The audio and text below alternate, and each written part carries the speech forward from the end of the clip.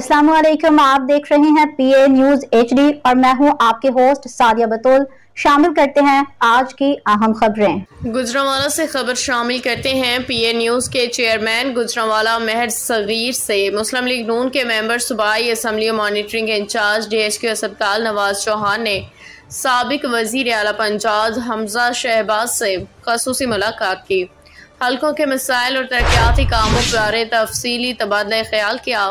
इस कामों पर गुफ्तगू करते हुए साबिक वजीर आला हमजा शहबाज का कहना था कि जिस तरह PP52 में मुस्लिम लीग नून ने तारीखी कामयाबी हासिल की है, इससे साबित होता है कि आइंदा पूरे मुल्क से इलेक्शन में क्लीन स्वीप करेंगे।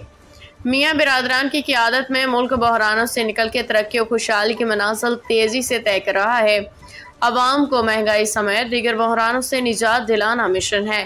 उन्होंने मजीद कहा कि हल्का PP62 में करोड़ों रुपए मालियाती तरक्याती मनसूबे मुकम्मल करवाने पे MPA हाजी नवाज चौहान मुबारकबाद के मुस्तहिक हैं।